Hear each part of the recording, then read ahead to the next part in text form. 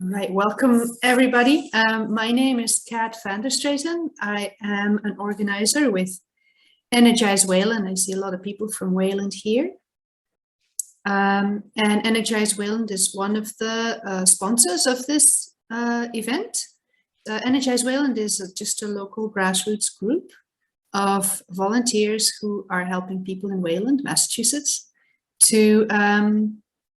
to address climate change and take climate actions. And I'm just going to quickly, just for those Waylanders, share my screen to show you what that looks like. This is our website. And when you click on take action, there are lots of actions that household members and homeowners and renters, etc., can take just in their own households, in their houses, with their cars, etc. So we invite everyone from Wayland to come and visit Energize Wayland and to sign up, and that you would do by clicking the green button here.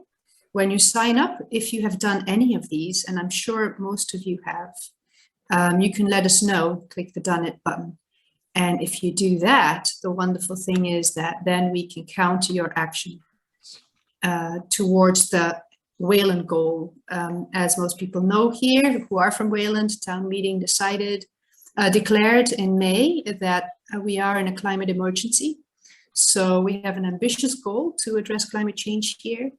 And if you sign up here on Energize Wayland and let us know what you've done, we can actually count you towards that goal. It's very important to be able to know who has done things and how far we are in our goal here. Another great thing about the Energize Wayland site, it's just energizewayland.org, is you can click on events. And here's our event that will disappear this evening. But this is also the place where later on you can find the recording and just scroll down. And here we have our bucket of popcorn. And when you click on this, you will see recordings of all the webinars we've done. So this evening too, that recording will be added here. Although I do believe that we will also be sending out an email to all registrants with a link to this recording.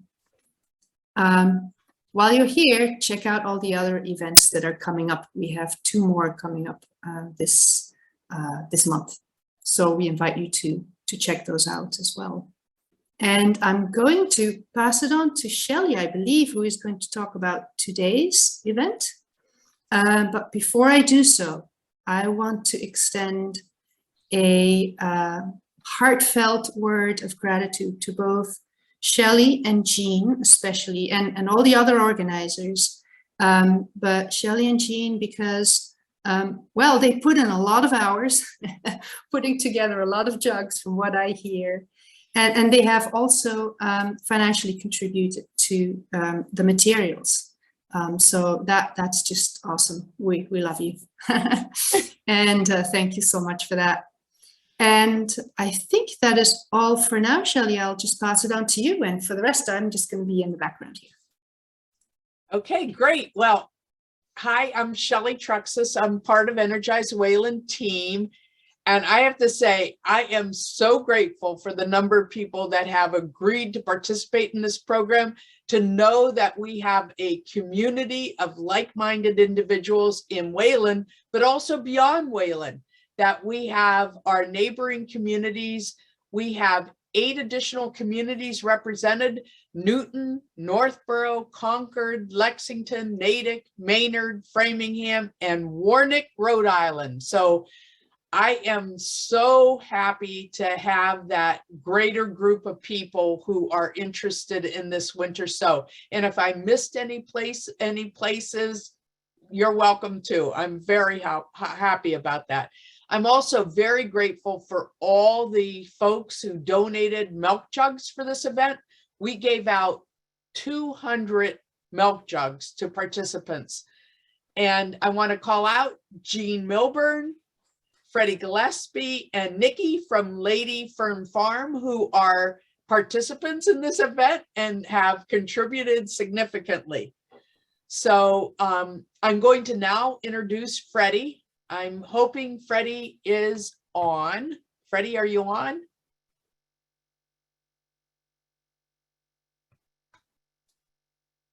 You might be muted, Freddie.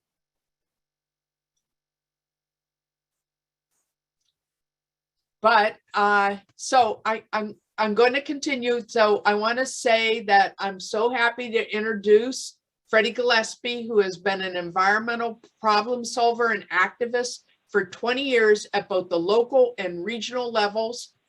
She is from Southborough, and she is the chair of the Metro West Conservation Alliance Native Pollination Task Force, which is working to restore native pollination systems in the 36 communities in the Metro West Conservation Alliance region. In Southborough, she chairs the town's Open Space Preservation Commission, and she sits on the Stewardship Committee, where she helps manage Breakneck Hill Conservation Land. She has done this in with the support of the Sudbury Valley trustees, who are also supporting that pollination group. Freddie, if you're on, you're to introduce Nikki. And so I'm hoping you're on. Can you hear me? Yes. Okay. Hi, everyone. I am, right before I went to log on, my computer crashed and I can't get on. And all I can do right now is call in without any video from my phone. So I apologize. One of my favorite things to say is it's always something. Things happen and you have to pivot. I have a beautiful PowerPoint presentation to go over an intro to, you know, what the plants are about and how to use the garden list, but I cannot and can't get to it, so you can't see it. Maybe I'll show it another time and reach out to people if they want to see that. So I don't want to tie your time up hearing about my woes. I will say I'm really pleased tonight. It started out with I hurt my shoulder, so I couldn't give this presentation. It was going to be an in-person one, and then it went to video. And I'm really pleased to have Nikki Howell here tonight of Lady Fern Farm. She agreed at the last minute to jump in, and I just can't say enough about working with Nikki. And I also want to give a shout out to her partner in the business, Lady Fern Farm, is Emily Van Noort.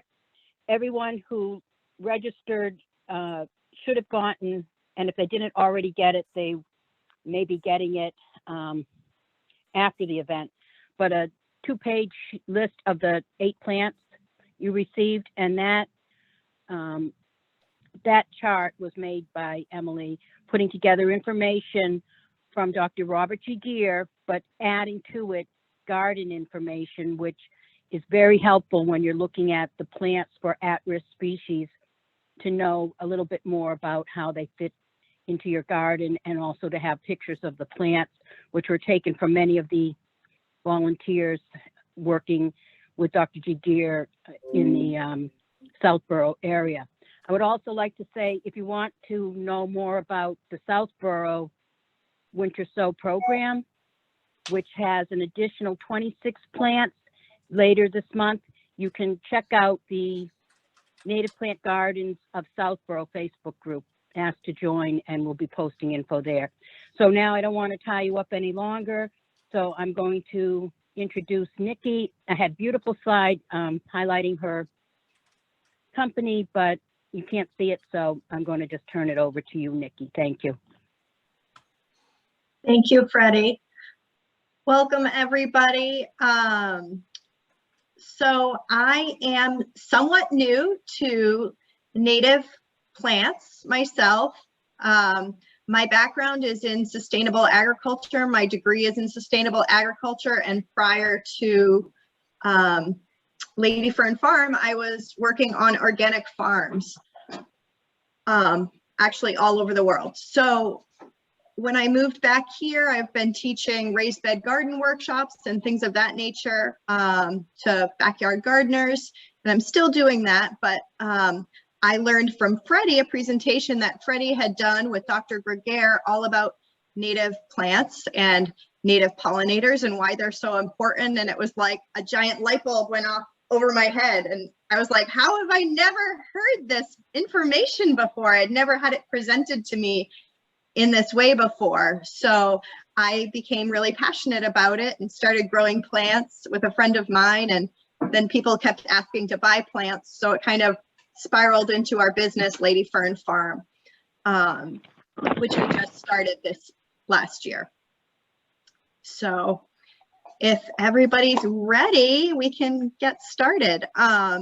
So everybody got milk jugs, and the milk jugs are a really great way to winter sow your native seedlings.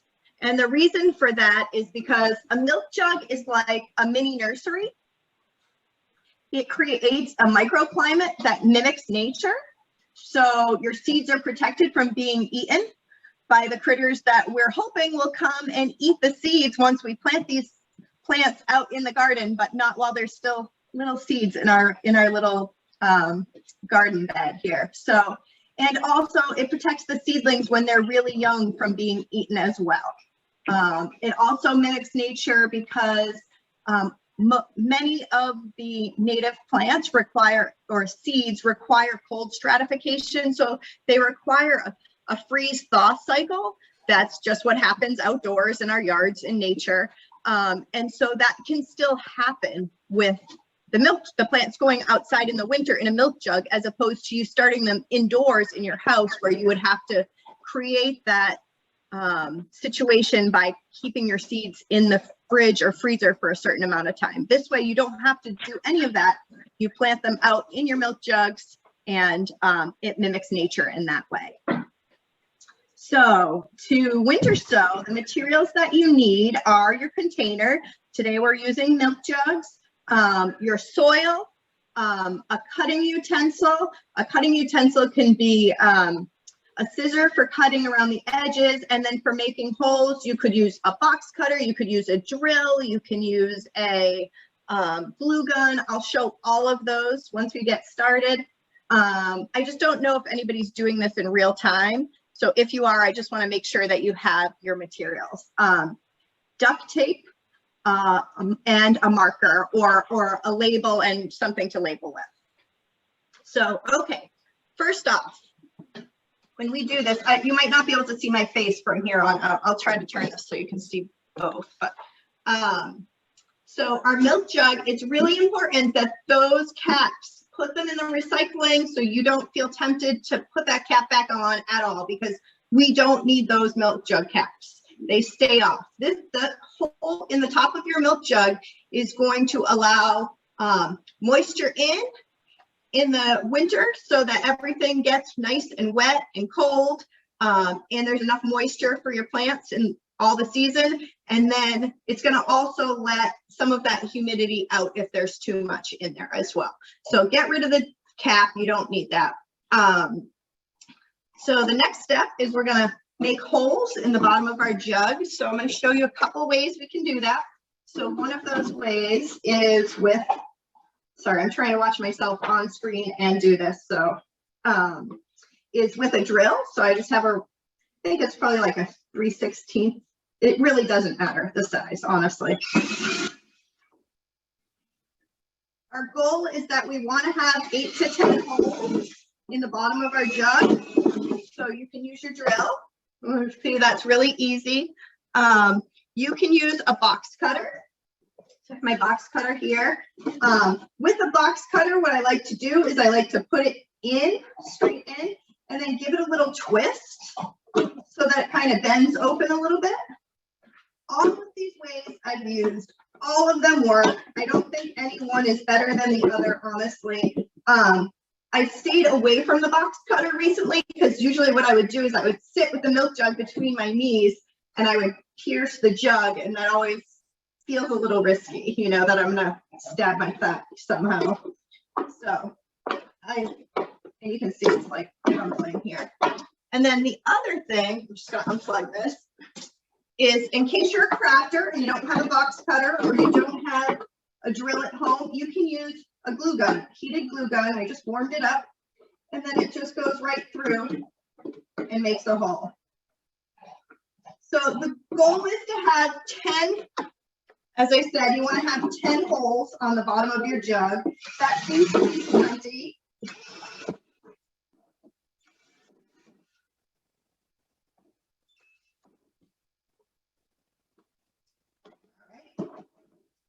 So So 10 holes, it's really like not something to overthink, honestly, the holes, but the holes have to be there. Like, this is like the #1 most important thing probably is make sure you have holes in your jug, because if you don't have holes in the bottom of this jug, when this sits out with your plants and your soil and your snow and your rain, it's going to all go in there. And then, you know, in the spring, you'll just have like a bucket of water and rotten seeds.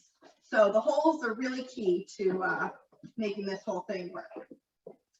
So the next thing is that we're going to cut our jugs open. I like to start here at the handle, and I go this way until I hit the label. When I get to the label, I stop. So I'll show you. So you can cut like this, or you can use your scissor.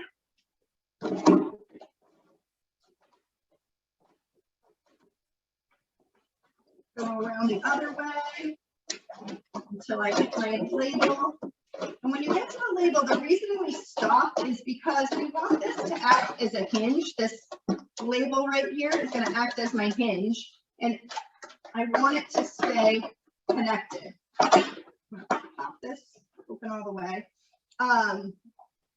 The reason we leave this hinge is because during the season, we may need to close this up. And if we need to close this, if we need to open, when we open this up in the spring, we may need to close it up again.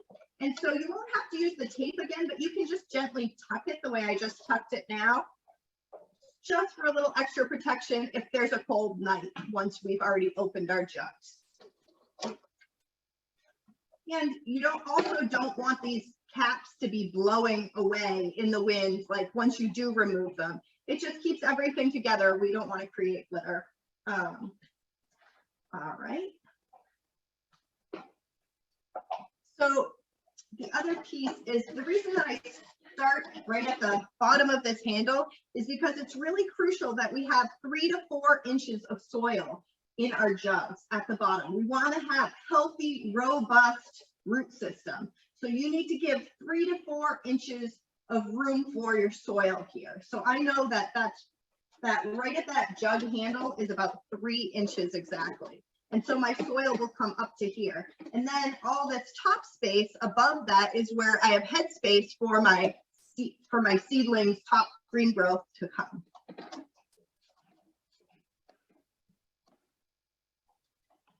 So if anybody has any questions at this point, you can pop them in the chat, and whoever is moderating the chat can let me know what those questions are, so I can answer them for you at this point. And so I'll stop a few times throughout the presentation to see if there's any questions on what we've covered so far. And then I'll also at the very end answer any other questions that you have that might arise.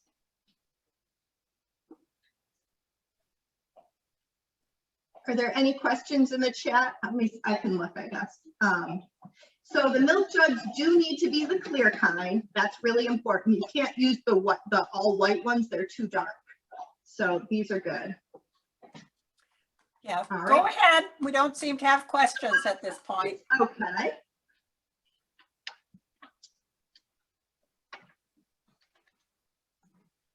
If I can say one thing, Nikki, Sure. it's Shelley.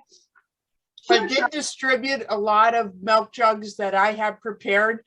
I put 4 large holes in the bottom, just so people don't get confused. If you need to put more holes in, go ahead. And then I hinged at a jug handle rather than. That's fine. Yeah, that's completely fine. It's just, you do your own thing the way you do it. That's the way I always do it. So I just keep it that way. But okay. Anywhere along the jug is fine. You just keep them attached. That's, the key. Okay. So our next step is going to be putting our soil in here. I have some soil down here. I believe you guys were all given a nice soil. What we want to use is a potting mix. We don't want to use a topsoil. We don't want to use garden soil. They're too heavy for this. We also don't want to use a seed starting mix because a seed starting mix will dry out too much in this system. Seed starting mix is more used for like a grow light situation, more or less. So some more soil here. So what I'm using today, I use a Pro Mix usually, but my jugs of Pro Mix were in the backyard frozen because I found out about this at the last minute. So what I'm using today, and I actually really like, is, I don't know if you can see this, which is Coast of Maine, the Coast of Maine organic potting soil. This is a nice one to use as well if you need something else. This is always a good one. Just because I know Pro Mix a lot of times comes in larger bales.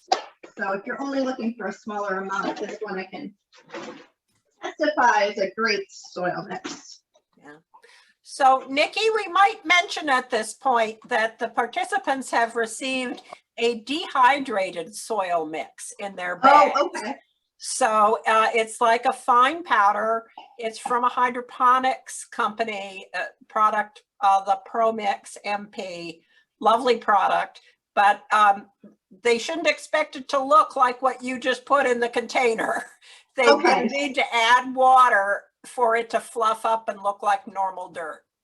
Okay, yeah, that's true. So what I'm using is wet because actually these bags were stored outside, so it's damp. Normally this mix is actually really powdery as well, not as much as Pro Mix, but equally, you know. And so you want to moisten that before you put it in here. So you can put it into like a big bowl or a bucket and add water until it's a nice, like, friable consistency you can see here. So that's what we're going for.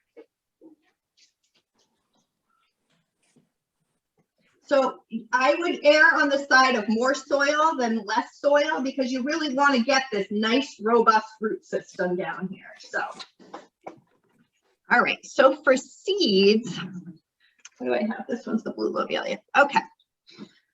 So you guys were given blue lobelia as one of your seeds, I believe. I don't know if you can see, these are super teeny, tiny seeds.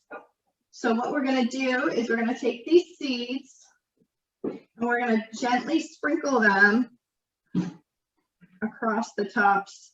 And maybe Shelly, you can answer this for me. Were they given the amount for 1 jug per envelope of seeds?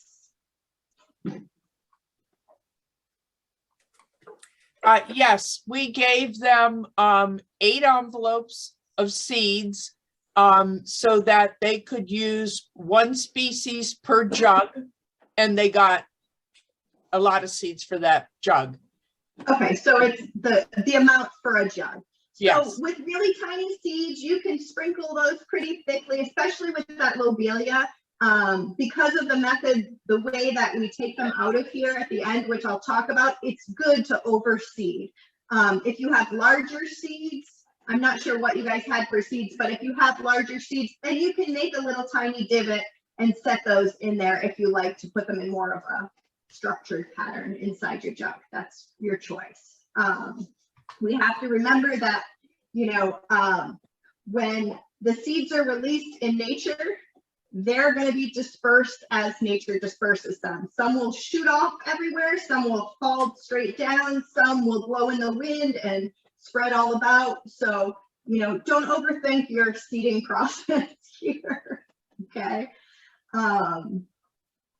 So I also like to gently, not tamping down, but just push them gently down so that they make connection with the soil. And then with these seeds, and I think on the list that you were provided, I believe they tell you if the seeds need soil on top or if they need sand on top. Is that correct, Michelle?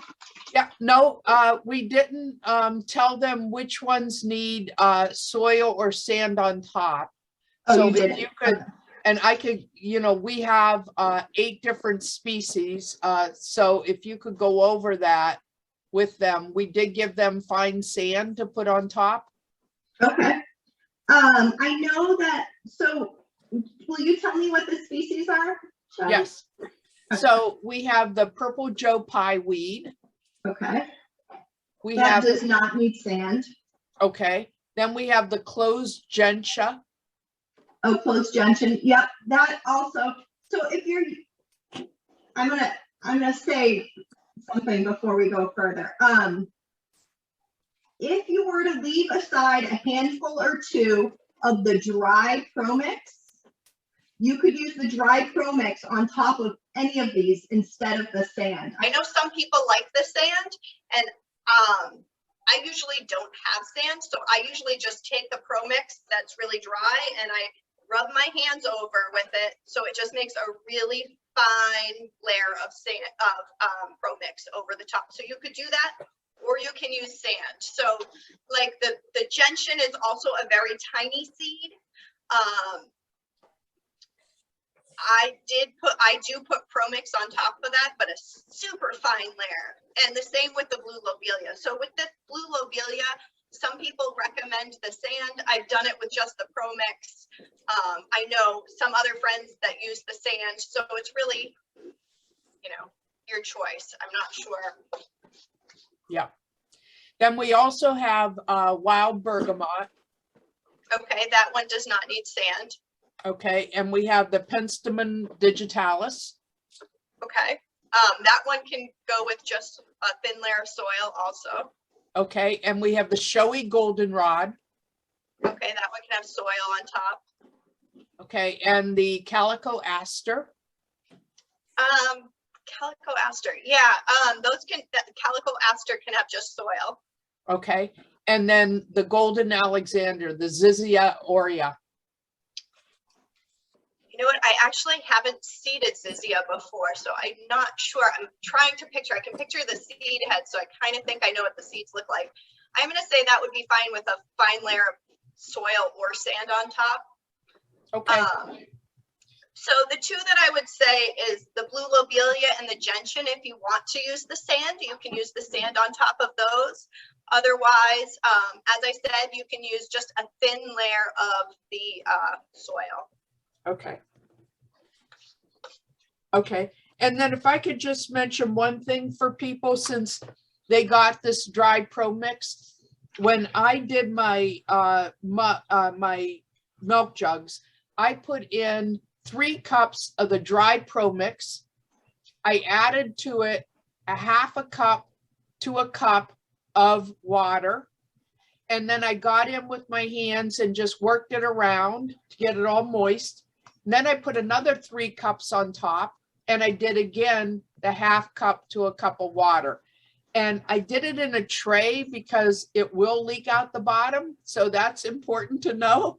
But that seemed to work really well, and it gave us a depth of soil of 3.5 inches. So between 3 and 4 inches.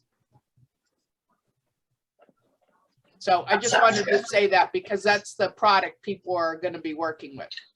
Yeah, that's helpful. Thank you. Let's see. So, let's see. So this is blue lobelia, and I also wanted to show, I have Calico Aster. I already prepared this jug, so you don't have to watch that whole process again.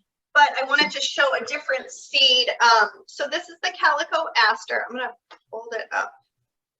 I don't know how well you guys can see that. How's that look? Yeah.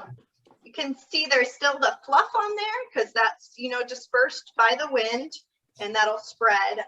These are really great. I love this plant so much. And it's okay to have some of the chaff in with the seeds. I'm not sure what, you know, seeds, what condition your seeds are in. The chaff is good. It will just turn into organic matter in your pot. So it's fine to be in there.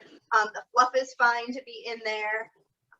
So I'm going to take a pinch here, and I'm just going to spread those out over the top of the soil here again.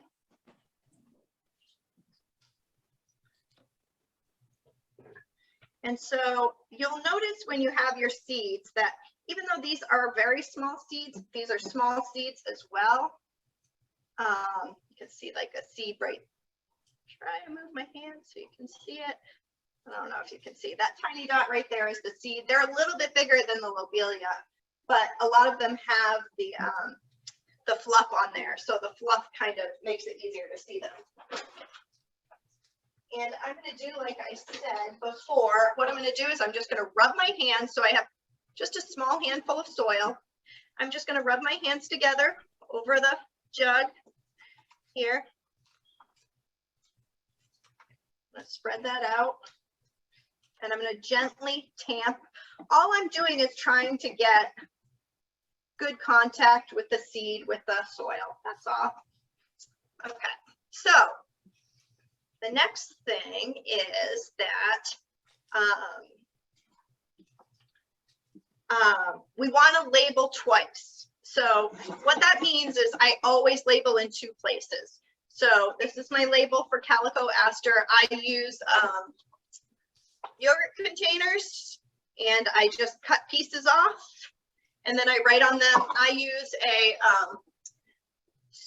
super fancy garden marker. It literally is called garden marker, but it's for outdoor use. This marker, I get it on Amazon. It holds up amazing. I've also used Sharpies and they do not keep as well as garden markers do.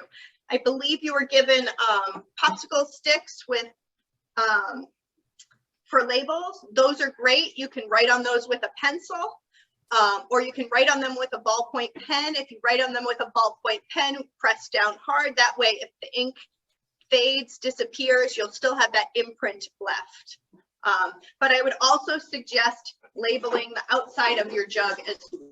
So you can see I'll label here also.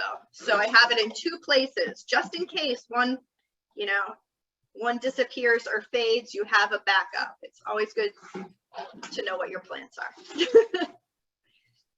So I don't know if you want to know about other jugs you can use. I know that you guys were given lots of jugs and that's super fantastic. You're really lucky because they worked really hard. They collected 200 milk jugs. Trust me, that's not an easy feat. So sometimes people don't have the milk jugs. If you know somebody who has a CPAP machine, they go through a few dozen bottles of distilled water a week. So hit them up for their jugs. Those are great if you want to do more. Another thing you can do is you can use the clear, larger size juice containers. Those work well. Anything smaller, a half-gallon milk jug is great too. Those are good. Anything smaller though, I don't really recommend because as the season goes on, they're going to dry out really quick. So I do tend to prefer these larger jugs. Like the milk jugs are really my favorite. So, so we've got our labels. So the next step, so when I do this at home, I bring these to my sink. And I use my spray nozzle from the sink, really gentle water, and I just water over them so that I get a nice soaking.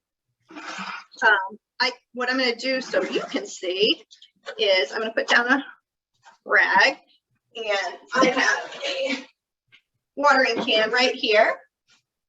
So I'm just going to gently water. Now your soil's already moist, so you can even feel free to skip this step if you want.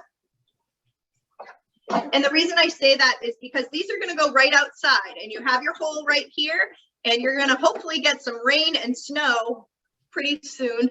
And you already have moist soil that they're going into. So you can skip the watering if you choose. I do usually water mine though, but you know, it's your preference and neither one is right or wrong. So, other thing is I just realized I don't have my duct tape up here. So we're going to have to imagine me getting a piece of duct tape. And I prefer duct tape to any other kind of tape. The packing tape doesn't really hold up well. Really, the duct tape is the best for this. And we want to seal our jugs up. So what I would do is I would take my duct tape and I would go around the whole seam right here and close this jug up for me. We can just imagine that right now.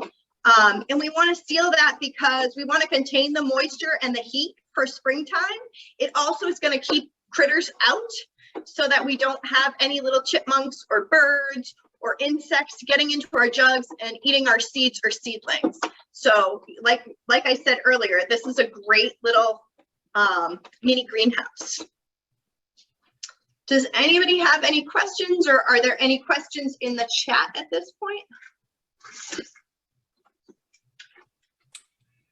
I'm not seeing any questions in the chat. Folks are doing a good job of helping each other out with comments and responses. If someone would like to raise a question now, please go ahead. The question is, do you need to water during the winter? So no, you don't. That's the amazing thing about this whole process is it goes outside, and the rain and the snow are going to mimic Mother Nature, what's happening right outside, like right next to your plants. The same thing's going to be happening in your jugs, so you do not have to water these in the winter time. Where do you put, Nikki, what if it's a dry winter and we don't get a lot of snow? What I read was that you need to check your jugs, lift them up, see if they're getting light, and then they do need to get watered a little bit, and you can do it right from the top. You can do that. I have never had to water during the winter, but this winter has been very unusual so far. So I would keep an eye on them this year, honestly. But if you did water them well now, they're going outside and it's going to be cold. There's no wind that's going to be you know, taking moisture away, and it is a semi-closed container. So there's a question about how to select the best location to place your jug outdoors. Okay, that's what's up next. Okay. Okay, so if we're ready for that, I'll move on. Was there any other questions? There was a question about, you know, how do they find out which seeds are compatible with this technique? So I would say any of our native plants are compatible with this technique, because this technique actually mimics Mother Nature completely by putting them right outdoors. I would say there's a few things I know, like Geranium maculatum, which you don't have, but it's a native plant that's wonderful. But when the seeds disperse, those seeds generally need to go right to the soil immediately. I've purchased seeds, I've never had them germinate. In my yard, I have a plant and I have 1 million babies. And I read that that's a plant that it needs to be seeded immediately after those seeds are dispersed. So there may be a few things, but there's not many. I would say by and large, all the natives really benefit from this system. And definitely the ones that you were given all do. Yeah, I will add to that the seed catalogs that specialize in native plant seeds typically provide this information about each plant. So they'll have a coding system where they'll assign a letter that describes the techniques you need to use to germinate that particular plant. And most of these catalogs are online, so you can just pull them up if you're curious about adding another plant to your collection this year, and determine which ones you could do this with right now. That's great. Okay. Okay. Let's see, a little more about location. You want to just get to that in a little bit? Sure thing. Yep. So Okay. the next thing is where we're going to set these out. So in my yard, I like to put them under, I have a big tree so that they're protected during the winter, semi-protected during the winter. They're still getting rain and snow in the springtime because the tree's leaves haven't fully leafed out. They're still getting that nice spring sunshine, but as the season gets hotter and the tree leaves out, then those jugs are more protected. I know sometimes people like to put them like under an overhang near the side of the house so you can check on them a lot. That can be okay, but you need to be really aware and make sure that the rain and the snow can still get on top of these jugs. So it can be up against the house, but if there's a big overhang casting a shadow or blocking the wind, the snow and the rain, that's not a good location.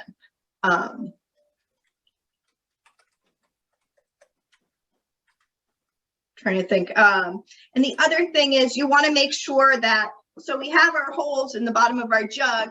I like to put it on, I prefer not to put it on concrete. I prefer to put it on the soil. And that way, you know, it's really in tune with what's happening with the soil itself, the freeze, the thaw.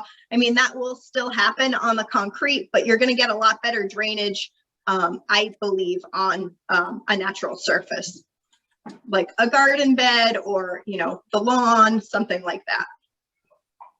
And I'm seeing in the chat, someone's asking if it's okay if they get completely covered in the snow, if we get a big snowstorm, and that is fantastic. That's what we hope for, actually. That's really great. So again, like, you just have to think, like, if I had this plant already in my garden and it dispersed its seeds directly under the plant, what would those conditions be? And if the answer is, oh, they're buried under a foot of snow, that's good, then that's probably good for your jug as well.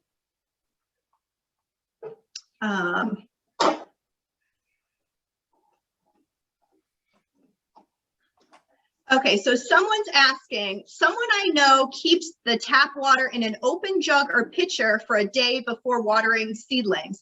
Is this airing of the treated tap water superstition, or is there some reason to do this?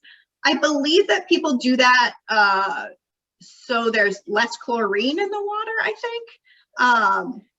It's not necessary. I don't think it hurts. You could collect rainwater if you wanted and use that, but tap water works fine. I use tap water every winter on mine with no problems. So someone's asking about the sun. So these jugs are going to need some sunlight. So in the springtime, the spring sun is going to be okay. But again, as it gets warmer, we have to be cautious because we don't want to cook our seedlings either. So like I said, dappled light will be the preferred.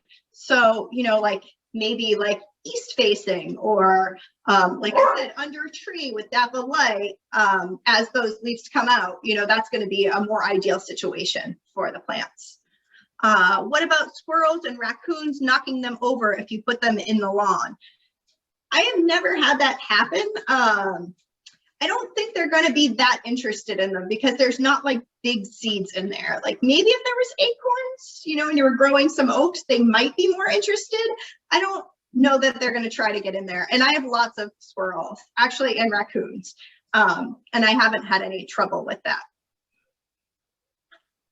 Sorry, I'm trying to read the chat. And can she repeat which seeds need which depth and which need to be covered with soil? Okay, so most of the seeds that you were given on your list are fairly small. So I would surface sow all of those. And then I would put a thin layer of soil over any of them.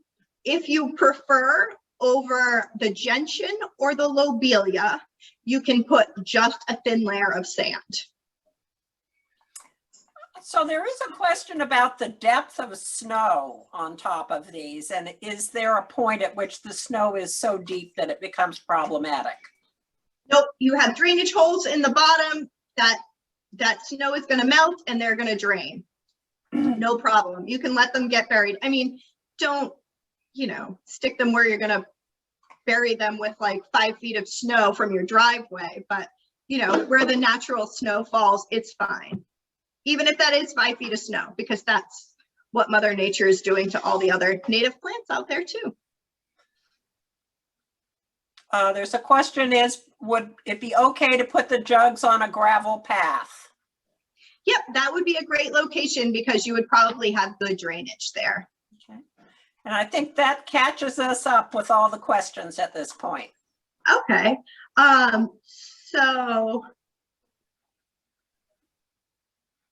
okay, so what we're gonna do is we are gonna leave these outside. We're gonna let them get snowed on, rained on.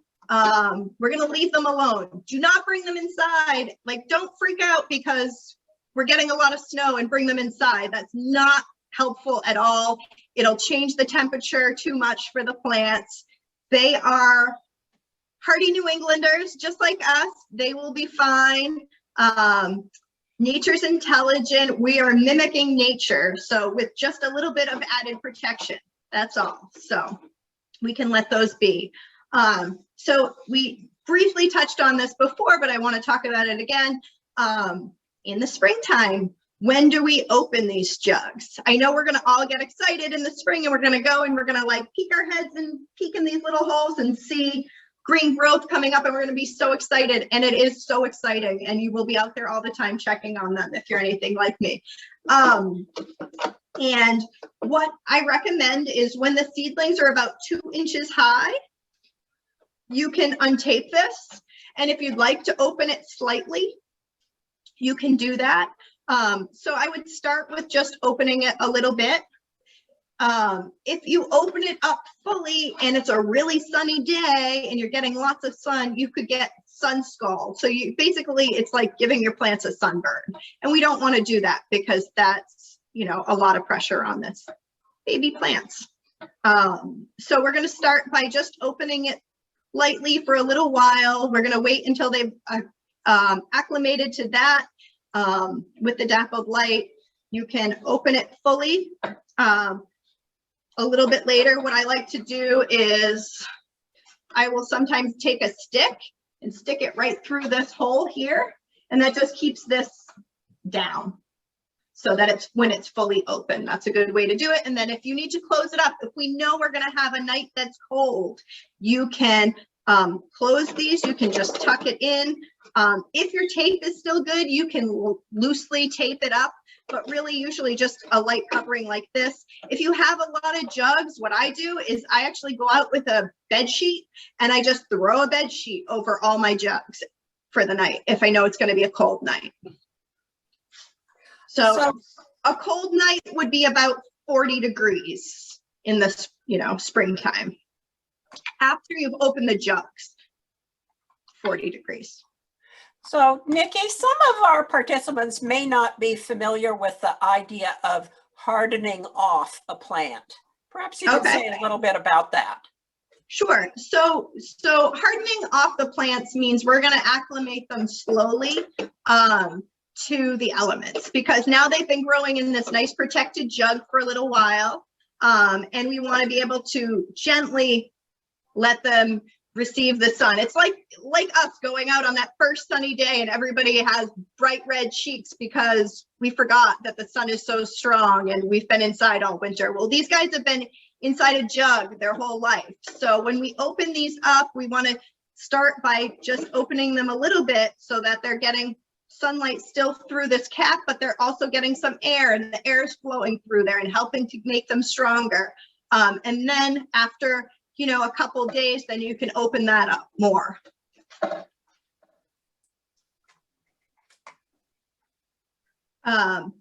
So once we open these up, you're going to need to monitor your jugs, because as that weather warms up, the soil is going to start drying out. So you're going to need to watch the jugs and water them as the days go on if they need to be watered. So to know if they need to be watered, you can simply touch the soil. If it's damp to the touch, that's good.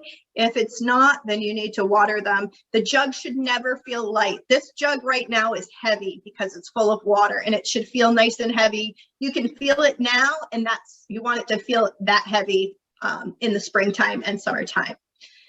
So I also want to say one more thing about the plants is that all these seeds are going to develop at different times. So you guys have the gentian, right?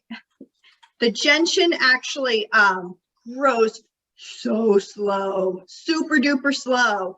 My plants at the end of the season were still teeny tiny little babies. The root system was crazy robust and amazing, but the above ground portion was really small. So you have to realize that all the plants act differently. They grow at different rates because they're different plants. So where some you might open up sooner than others, the gentian, eventually you're going to have to open it up, even though you're not going to get that like 2 inches tall. You're going to have to open those up when the weather starts warming up so that you don't cook your babies, because basically this is a mini greenhouse and you're creating the greenhouse effect. And if you don't open these jugs up eventually, you're going to burn the babies. Sorry, I'm just checking my notes to make sure I'm hitting everything for you guys here. Are there any other questions? I don't see anything in the chat. So I don't know if you guys want to talk about how we remove the seedlings now, or if that's something you're looking to do in the future. I can't hear you, Jean. Please do. Somebody Okay. muted me. Yeah, would you please go ahead? We have had a question about transplant, and is there an issue with shock in transplant? So please Okay. go ahead and talk about the transplanting process. All right, super. So the method that we use for transplanting is called hunk of seeds. So you might see it written HOS, hunk of seeds. And so what happens is in the milk jugs, the bottom of the milk jug has a great, I can't really show it to you because it's full, but there's a divider along the bottom of the milk jug. So what I like to do is I will take the plants when they're ready to be transplanted. I'll flip this over and it all comes out as one big solid mass. It's really great.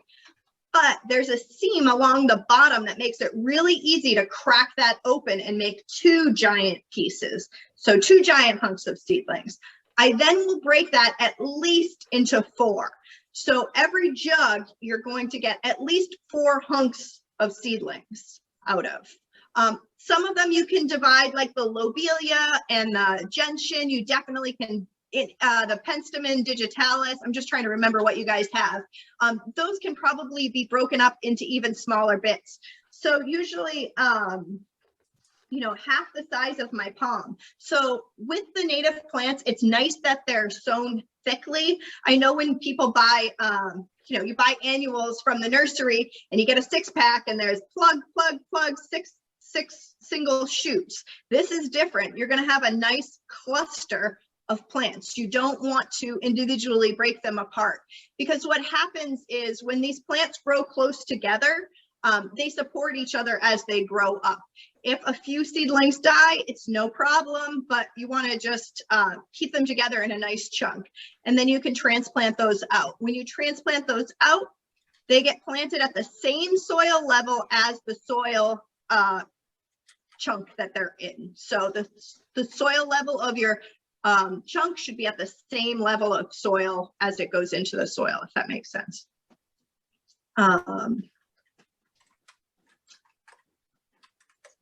And then you would want to water those in. They've all been hardened off already because you've had them in the milk jugs and you've opened your milk jugs and they've been growing in the sun with the milk jug fully open. So you don't have to worry about them being hardened off in any other way. That was enough right there.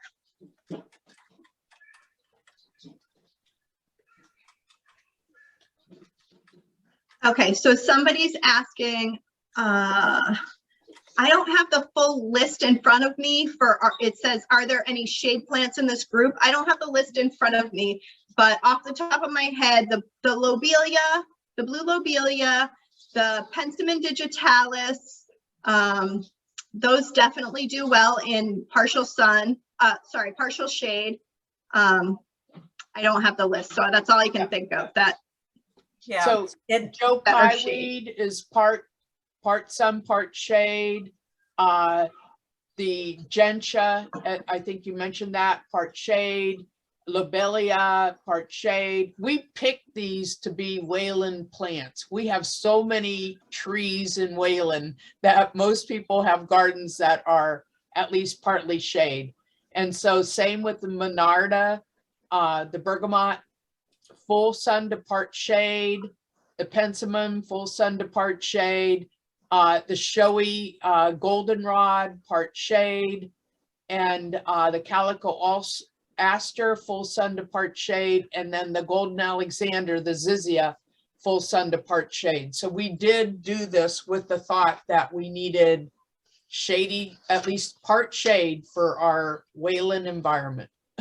Yeah, those are all good choices because you have a full gamut of sun requirements that they Yeah. need. So those are really good choices. Somebody asked, is this milk jug method, or perhaps even the major way you get seeds started at Lady Fern Farm? If not, what propagation methods do you use there? So yeah, this is actually one of the major ways we actually do start our seeds for our business is in the milk jugs. We've had such great success. Another way that you can do it is we can seed in flats, and we put them right outdoors. What we'll do, instead of having like a domed covering, we just put like a piece of window screen or a fine gauge wire over them so that the critters can't dig in those pots. So those are the two main ways that we do it. We do everything right outdoors. We don't have any greenhouses. We're a very small operation. It's just 2 of us. It is very part-time. However, last year was our first year. We grew over 50 species and we sold well over 500 plants. So that went out into our community. So it was a good year for, just seeing how it went. Sorry, I'm gonna see somebody. So there have been some questions about pet safety with any of these plants. We did not screen them for pet safety. So there are widely available lists prepared by veterinarians that specify species that you need to avoid planting in an animal enclosure, usually with a reference to the specific animal that might have a problem, whether that be a dog or a goat or a chicken. So these were all selected for the benefit of the native creatures that we're trying to support. So I encourage everybody, if they are planting in an area frequented by pets, that they check the list and not put a plant in an animal enclosure that is one the animal should not have access to. I'm not sure off the top of my head about any of those either. Yeah, so, none of us are. Yeah. They really need a veterinary reference. Yeah. Somebody asked, do you do annuals in this way? So you can do annuals in this way. There's a native plant called partridge pea that is considered an annual or a short-lived perennial, and you can do those with this method. If you're asking about non-native annuals, it varies because we grow in the United States. We like to bring in lots of tropical plants that aren't made for our climate. Then you have to be aware that you can grow them in this method. You would just have to grow them later in the season, not during the winter months. I also I use this method to start vegetables as well. So you can start some of your vegetable plants like as you do in this.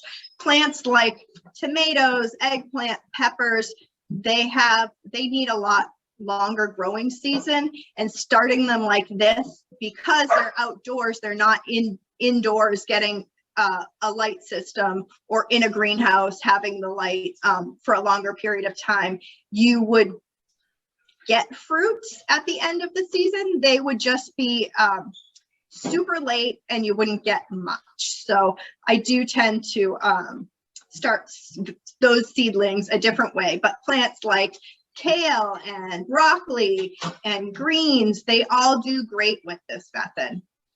So if you think of like the cole crops, any of those, kohlrabi, all those things can do really well in the milk jugs. Somebody said poisonous, digitalis, bad for people, dogs, maybe. So this isn't the same digitalis. So this is Penstemon digitalis. It's not the digitalis plant itself.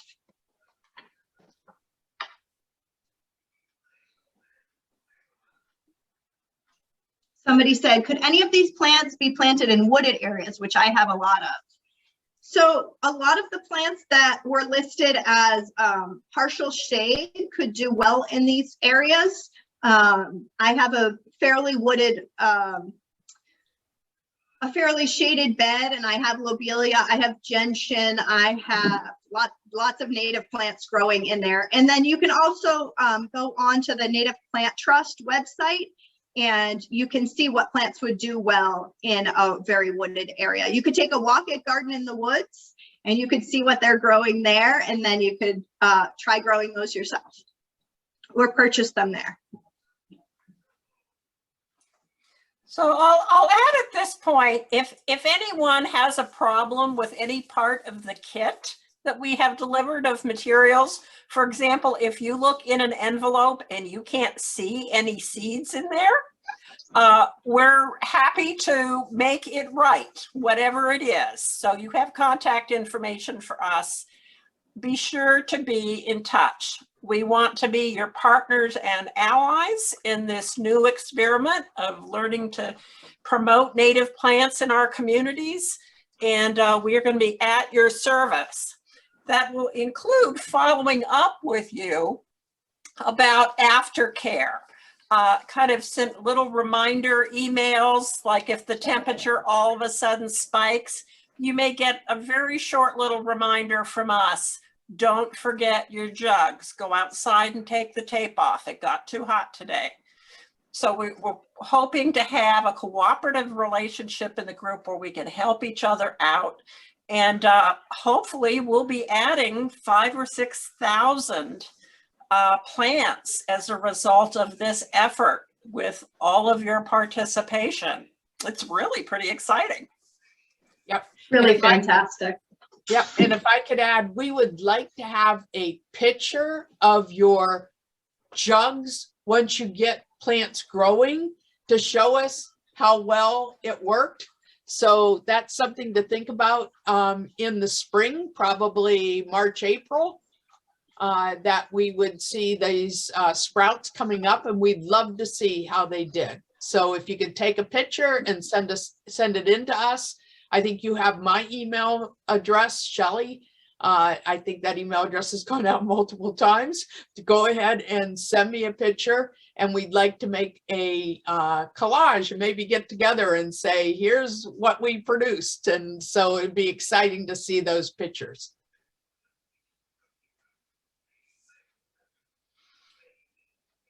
Are there more questions?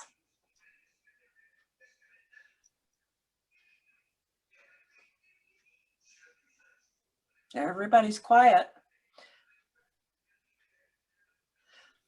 Perhaps at this point, Kat, you could think about unmuting the participants and giving people an opportunity to speak if they like.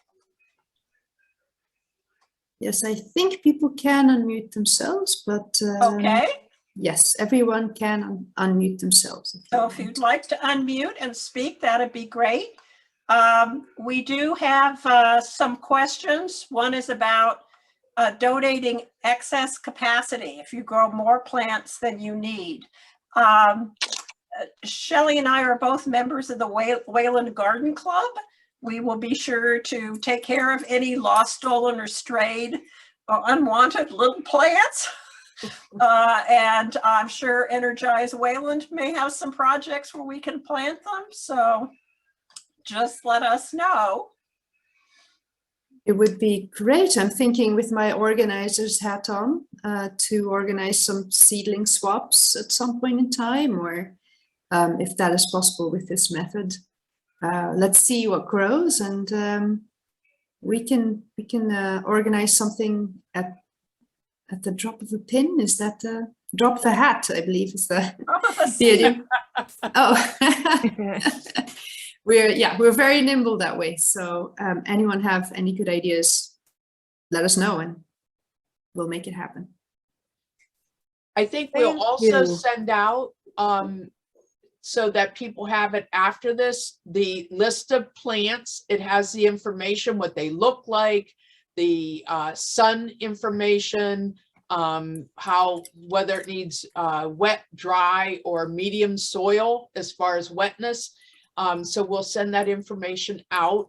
In addition, I think Freddie will have the information about which gets sand or soil and we'll send that out so that you don't have to remember it from this talk. Although this talk is also going to be recorded, and we will also send that recording out to everybody who's on this Zoom. Thank you. Can I mention one more thing?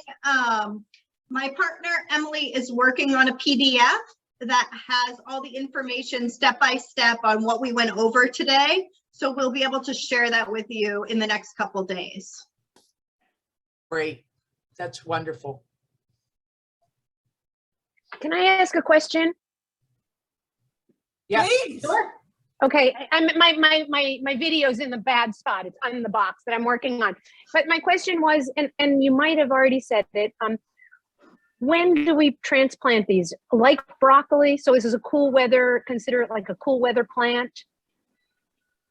So these seedlings can go out. Usually I say like when they're about at least 2 inches high, they can stay in the jugs for a while because they're going to have a nice root system. You just don't want to take them out before they're well established. You also want to, so every plant is different. So it's tricky to say like, you know, May 1st, this is when you do this. You really have to look at each plant and sort of gauge. You also have to think like, is my jug starting to dry out really quickly? Then it's probably time to transplant these if it's not retaining water well, because it means that your roots are really full in there. And so if after each day it's completely dry, you definitely need to transplant.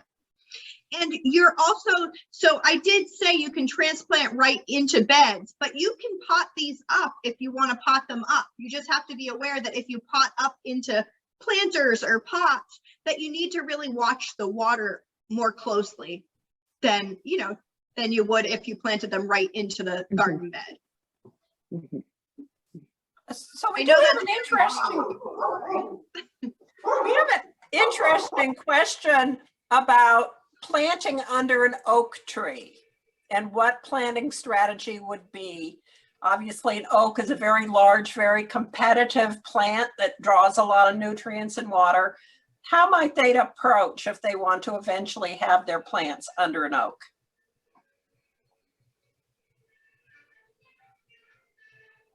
Can you repeat the beginning part of that again? The dog started barking, of course. Sure. We have a question about planting under oaks. Okay. And what strategy might be used to make sure that these plants survive when near an oak? So are they talking about putting their jugs under the oak, or are they talking about planting directly under the oak? Okay. Under the oak. So you want to make sure that you're going to have enough soil. So you don't want to create, a volcano of soil around your plant, but you can add some soil to the surface of whatever area. Say you have lawn growing underneath your oak. You could do what some people call the lasagna method. You could put down some cardboard, you soak it really good, and then you add a few layers of composted manure or compost or soil, and then you can plant these seedlings directly into that if you'd like. And that's what I did. I have 3 big maple trees in my front lawn. And so I put down cardboard, I soaked it, I added well-aged composted manure. It was several inches deep. It didn't go up the trunks because you don't want to do that, but around the base of the plants, and I created beds that way, and I planted right into them this spring. Or last spring rather. So last spring, I created the bed and planted right into it as my jugs were ready. So I would suggest that where you have a situation where you might not have a good amount of soil to plant into, where you would have maybe the roots of a plant like an oak or a maple closer to the surface of the soil. What is the purpose of the cardboard? So the cardboard, if you have lawn, the cardboard actually smothers the lawn so that you don't have to go and dig up your lawn. So you can put down a layer of cardboard, soak it really good with the hose, and then you can put your soil medium on top of that and plant right into that.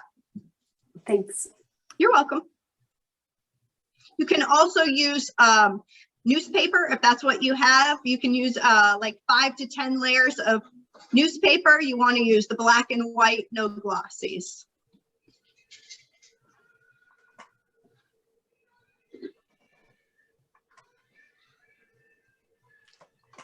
Anyone have a question they have not had an opportunity to ask yet? I think Freddie has her hand up, but she needs to unmute. Ah, there you go. Hi, I just unmuted myself. Yes, ahead, you can hear Freddie. you. You can hear me? Hi, everyone. I did want to say thank you to Nikki. You did an amazing job. What I could, without seeing the visual, your presentation sounded spot on and great. I did have a couple of comments. Someone asked about raccoons and animals getting into milk jugs. And the only time of the hundreds of milk jugs that went out in our program in Southborough last year, that somebody had raccoon go up on her porch and carry off the milk jug into the woods. And then later she went and got it and she says, oh, I guess I didn't wash it very well. So if you're getting old milk jugs, make sure you have very clean milk jugs so you don't attract animals. But that was the only time. And just when it comes to the timing of when the plants germinate, Nikki went over it, but I just wanted to emphasize that some plants don't really even start to show up into July and later summer, August. I think the gentian was one that was a very slow leaf grower. It puts all its energy into developing the roots. But then when you plant it next year, it should be, the following year, it should be awesome. But the penstemon, that was an early leafing out, but you still don't want, people were very anxious to transplant and you really want to let it get its roots developed. So I think what Jean suggested, having the garden club folks, weighing in on, questions people have, that's such a wonderful resource. But, and I did also want to mention, we did have people last year whose milk jugs over the winter went dry. So if you do have a period of time without snow or rain, you do want to check them out to make sure they're not, and you can almost see looking through that they look dry. And there's a technique for using a 2-liter jug, 2-liter like soda bottle, and you put small nail holes in the cap. You screw the cap on. You can make tiny little nail holes, not big nails, and then you can fill it with water and squirt it. It's the perfect size to fit into the milk jug. And we have some videos or pictures of that. I can maybe try to get to Shelley once. I'm going to have to go to the computer doctor and get everything off my computer fixed. So anyhow, that was the only few comments I had, but thank you so much, Nikki. Certainly.